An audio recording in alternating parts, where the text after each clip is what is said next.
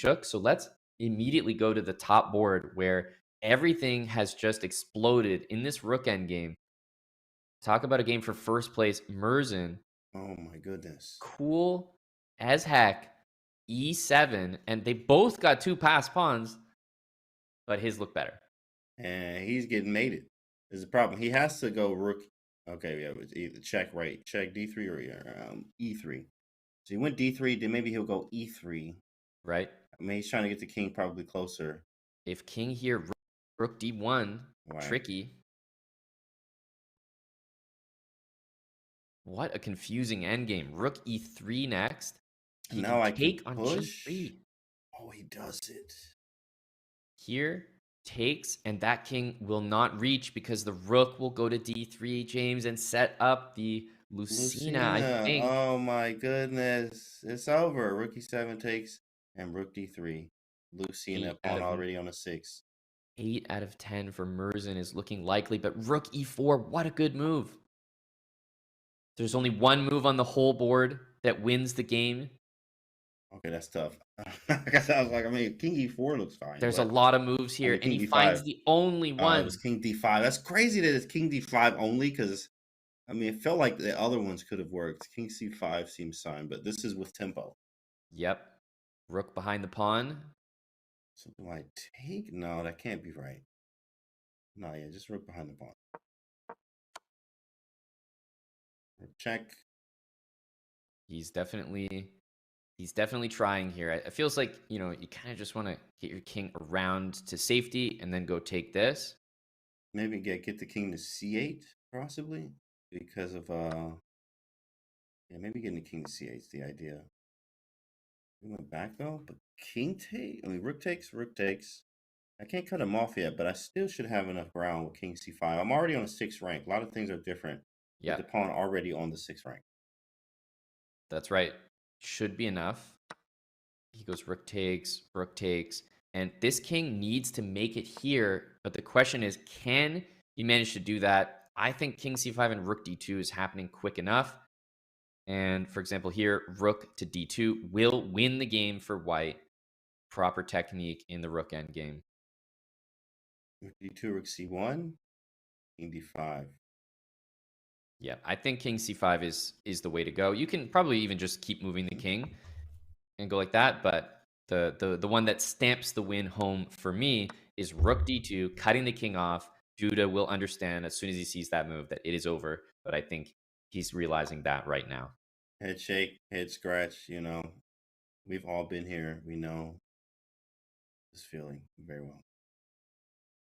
From both sides, actually. This move, as I said, also winning. Rook d2, just as good. Yeah, the reason why I was like, maybe you go for rook d2 was because of king d8. You don't want to let it get to c8, but obviously he's not going to do that. He's in full control here, converting in his own way. Rook d2. Just rook d2 and push. Yep. And this is a trivial win for someone of this level. We may indeed see a resignation here in a move or two, or he may decide to play it out, but have a look at Duda's face, and I think you will be able to tell that he understands the reality. And then we have a classic. You have a bunch of ways of doing it, but Lucina and like also king over, rook check, king to d8, rook check.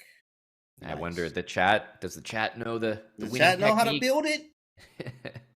Build a bridge, chat. Go. Yeah, rook e4.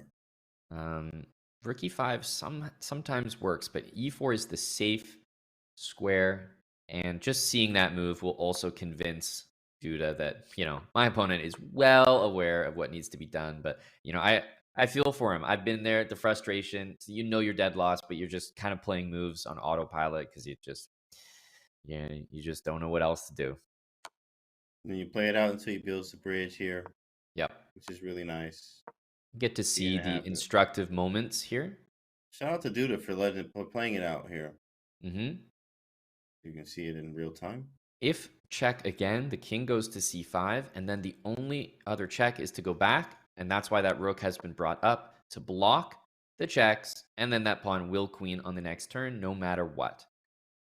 So he's going to decide to wait there, and now you can just inch that rook even closer and build the bridge a different way by bringing it to c5, and very likely we'll see the resignation. And yes, we do. Volodar Murzin, 8 points out of 10, and I want to say a share of first place because Alexander Grishuk has won his game against Eric Geisy, which means Murzin and Grishuk, I don't believe they've played. It feels like almost a guaranteed pairing in the next round, as they are the only two players leading the rapid event.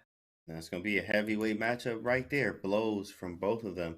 And Murzin is in incredible form. Just not scared of anyone. This is the type of attitude you should have in your chess game, obviously. But he also has skills from studying grinding as well. So the kid is absolutely phenomenal right now. Well, we have games left, but wow, he's at the top with Krzf. He is at the